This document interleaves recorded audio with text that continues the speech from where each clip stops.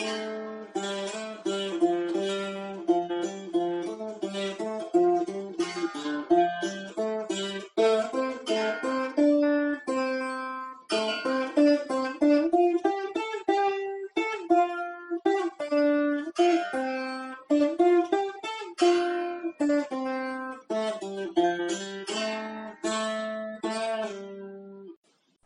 thank you, sir. Okay. Excellent presentation. Lot of information you have given, sir. There are a lot of questions which have come. The first one is, sir, after recovering from COVID, weakness is common. Any suggestions to overcome from weakness? Please guide. Okay, post-COVID asthenia, it is called weakness, is very common.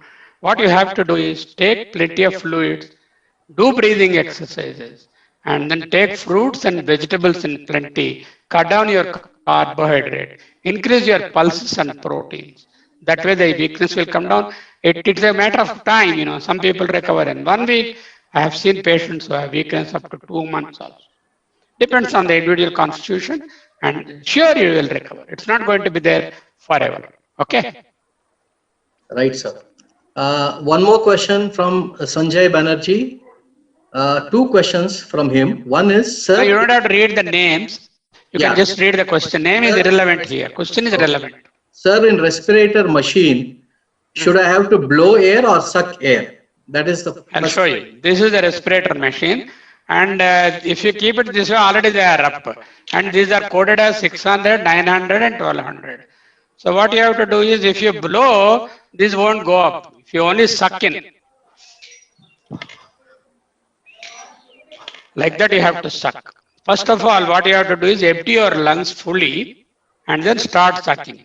Minimum should be 2 things will be up. If you are able to bring the third ball also up, it is good. With practice, you will be able to do it. After rest, you have to do. Not after talking, not after walking. So wait, rest for 5 minutes and then suck it in. Okay.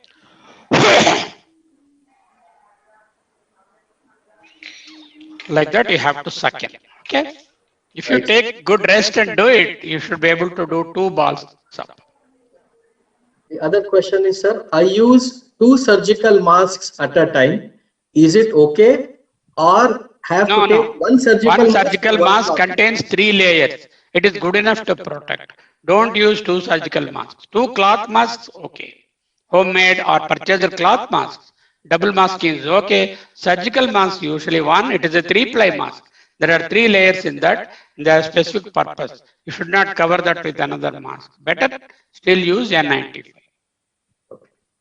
The other question is, if somebody is recovered from COVID-19, what are his or her chances of getting second time? After how long a time or period he or she may get it? Is the question. It's a very small chance. Supposing there are 10,000 patients who had COVID, maybe 1 or 2 may develop at the end of 1 or 2 months. Not everyone gets. Second illness is very rare. We have seen in the whole world. Right, sir. One more question. Can aerosols travel 10 meters? In real life, it is very difficult to maintain. So please advise. I tell you, you have to understand what is an aerosol and what is droplet. Droplet is a particle which is more than 5 microns in size. Bigger particle drops down and then cannot spread beyond 2 meters or 6 feet. Okay, that is what is the normal transmission. But when does it become an aerosol? It becomes an aerosol in a closed space. I go and sit in the cinema hall, I visit a mall, I am in an AC train, or I am in a flight, there is a patient, the aerosol is generated. But not in the garden, not through the window. Aerosol means don't be under the impression the virus is just like that floating all over in the air. If that is the case, 100% of the Indians would have been infected by now. It will not travel like that. And this 10-meter distance will apply only to the closed spaces.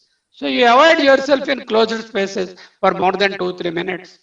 Okay. So what are the closed spaces? Commonly malls, gyms, then restaurants, your theaters, your bus stands, and your trains and your flights. These are all the closed spaces. Aerosol theory is only in closed spaces. not the open air coming through the window. It is welcome not to use ACs. Better switch off the AC or use for a minimum period. Open the window, let the circulation go.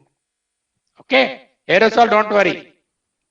We don't get to the air. Aerosol means breathing air will contain COVID. That will not happen. It cannot happen. It will not happen. If that happens, that is a different story altogether. It is not the problem. Yeah. Sir, the other question is, what is black fungus? Can you please explain? Yeah, black fungus is an opportunistic infection. What is that? Normally, supposing I touch like this on my table and then I culture this, there may be black fungus. It is everywhere. This black fungus is everywhere, provided that tabletops and kitchen tops, toilets are not properly cleaned every day, the fungal spores will be there. Then why they are not attacking us? Because we have a very robust immune system, which is not allowing the fungus to penetrate inside. What is happening in a patient with COVID, the nose, the throat, and the lung lining have become very weak and they become swollen, inflamed, so that there is a chance for the fungus to get in. That is one thing. Second thing is, COVID itself reduces the immunity a lot. So anybody who is a simple fellow can also harm. Supposing you are very weak, even a simple thing will become a very great problem. So in that situation, the simple fungus can be a great problem. Third thing is, in COVID, we use steroids to put off the flame of the inflammation. This is a must to save the life. And when you use steroid, the immunity goes down. But if you properly use steroids, the immunity again comes down. During that period, chances of fungal infection are there. Number 4, people who are diabetics are already more prone for infections. Their immunity levels are less, and people who are on other reasons, steroids, or people who are immunocompromised, people who have autoimmune diseases, all these are candidates for black fungus or mucormycosis. It doesn't occur to everyone.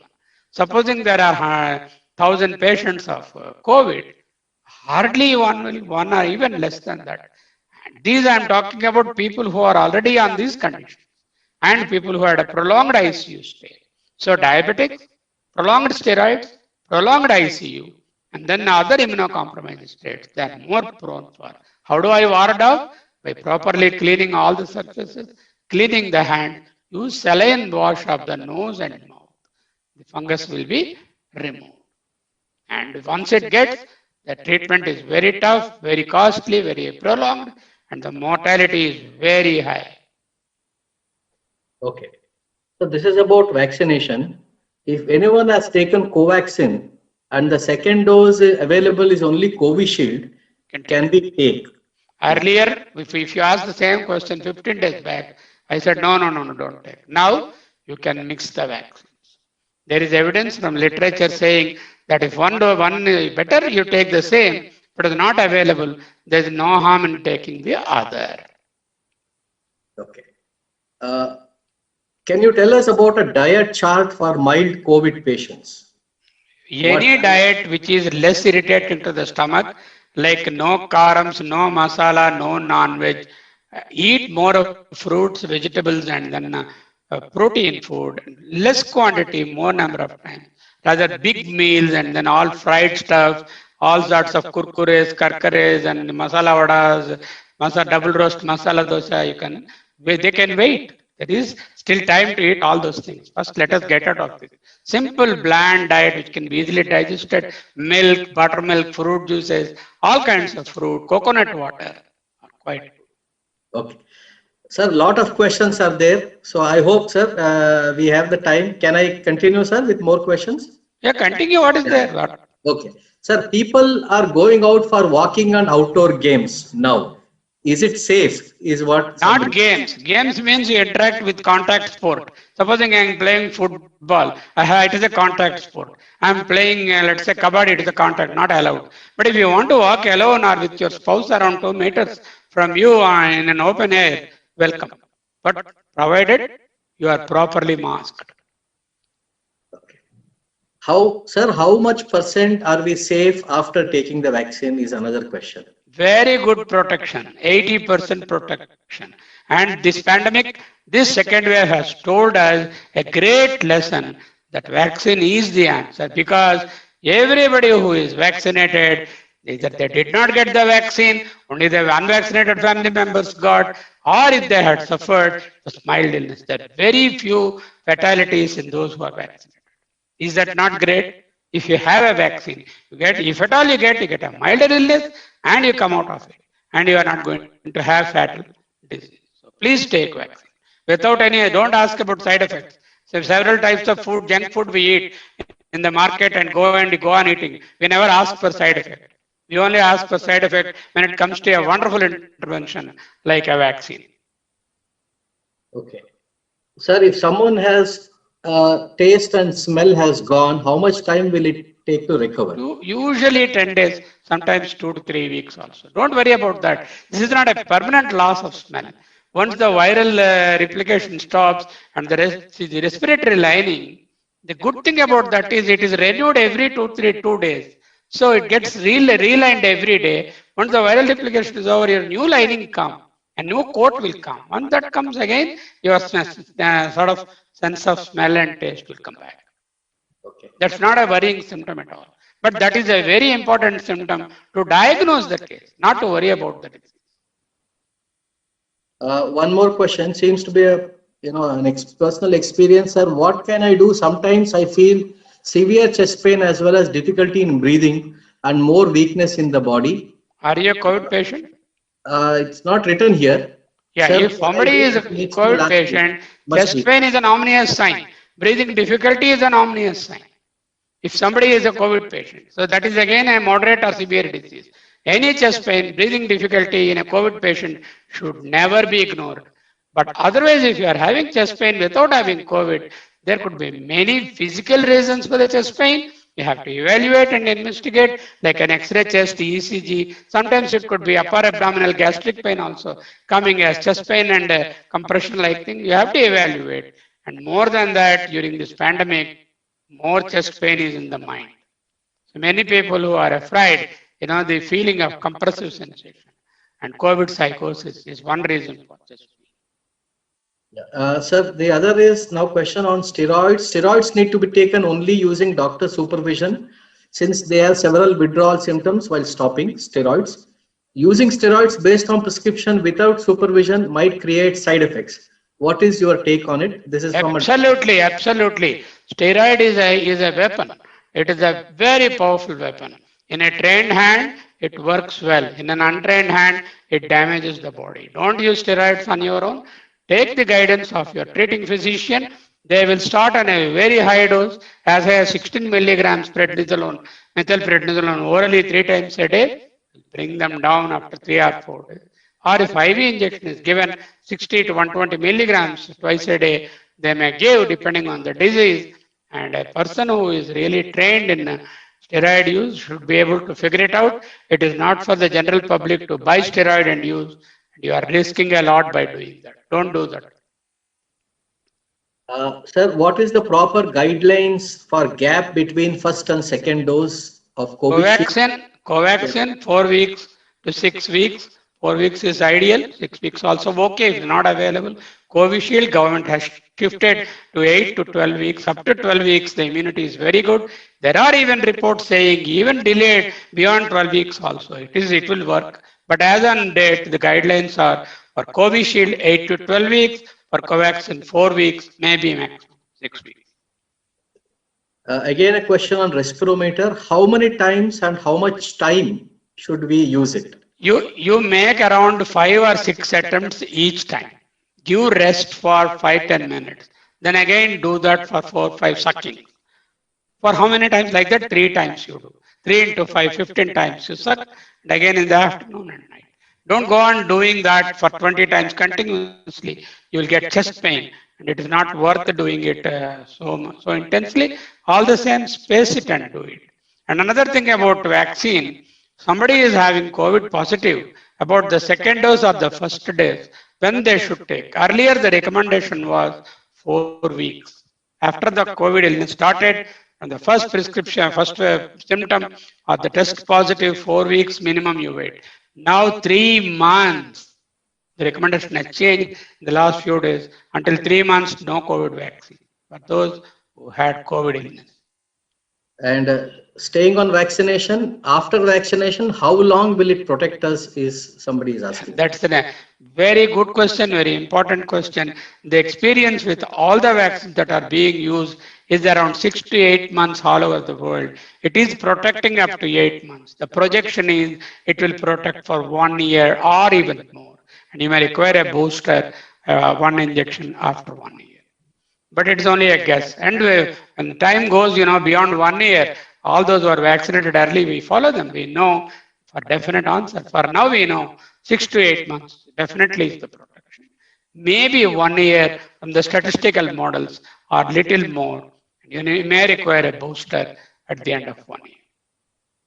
Okay. After the quarantine period, what could be the precautional measures? Somebody Nothing. else. So after the quarantine means people who have never had any disease, they just had a contact and they come out, they keep wearing the mask, SMS, breathing exercises, good food will always go. SMS will be there, good food and all food habits and breathing exercises will be there. For those who have come out of isolation also, after 14 days, same thing like that.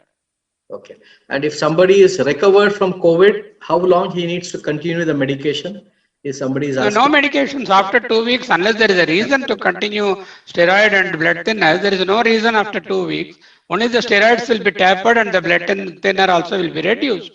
Over a period of 3 weeks or 4 weeks, every medication will be removed. Sugar medicines will be there, and B complex and vitamin C. You keep continuing for a month. Other than that, there are no other special medication. Sir, after the first dose of Covaxin, if you are having COVID positive, then when do we take the second dose? That's what I answered. Whether you had a first dose or the second dose, the interval from COVID, the first day of symptom or the first day of test positive, whichever is earlier, from then now the recommendation is 3 months, no vaccine. Why? Because these people already have the antibodies in the system because of the illness itself is protecting them. They don't require a vaccine immediately. Right, sir. Can vaccinations people donate is one question. I What will, donate? Vaccine donation or what? can vaccinations people donate is what is written. So, What they will donate? Plasma is out of recommendation. yeah, No yeah. donation of plasma. No donation of plasma, either vaccinated or vaccinated. Nobody takes plasma donation. Even after recovery of COVID, plasma is removed from the treatment guidelines. No more plasma banks for COVID. Plasma is used for several things. For this particular disease, it's not working. It's removed out of the textbooks. Okay. One question is why is that? What are the reasons so many doctors are dying because of COVID? Is one, Can I tell you what is the commonest reason of death? yeah. What is the commonest reason for death, Prasad? Birth. Birth is the commonest reason for death. Death.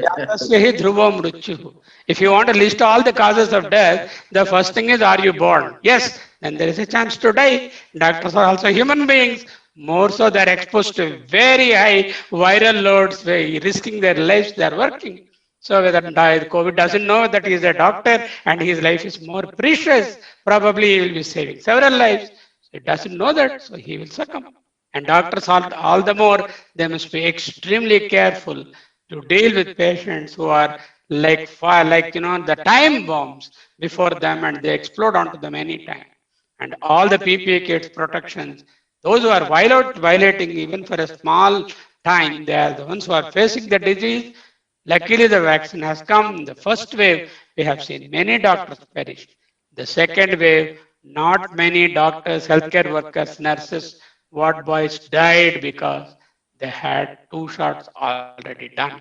This is an advantage for India. Uh, this second wave was rather sort of kind enough on doctors.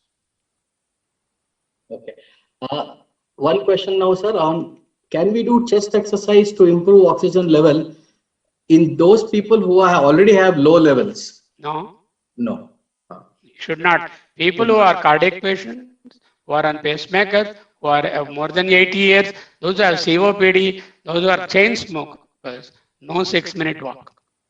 They have to just monitor this one. And this segment is separate. All others can do the 6-minute walk. Right. Can vaccinated people donate blood? Is the question, sir. What is wrong? Vaccination has got nothing to do with the thing. The other thing is blood donation after COVID infection was a question. So earlier they were saying no donation until 2 months. The relaxation is they can donate the blood after a month. This is donating for other purpose. Somebody wants O group blood or AB group blood and he recovered from COVID. After 1 month they are very well permitted to do that. Earlier they were waiting for 2 months. Now the recommendation is cut down to 1 month. What does cytokine storm means is the question, sir. That's a very important question. What happens is when the COVID virus, it is actually the most of the damage in COVID is not due to the virus alone. The virus enters into our lung cells, the respiratory cells, through a small gate which is opened up by our own protein. Our own protein collides with the COVID virus and opens the lock and allows the COVID to come and sit inside. When it comes into the system, several chemicals are produced to defend ourselves from the virus. This is a defense mechanism. This cyto means cell, kine means a chemical. Cytokine is a chemical produced by the cells of the body, particularly the respiratory tract. And what will happen is there is a switch to put on and put off, when to prepare the cytokines and to what extent and when to switch off the cytokine. Okay.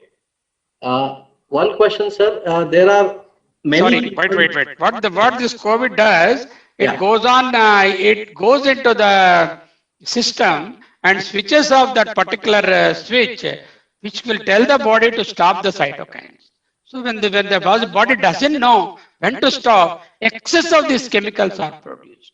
These chemicals flood the lung with fluid and then produce lung pneumonia, ARDS. They enter the system and produce a lot of damage in other organs and also produce blood clots and all that.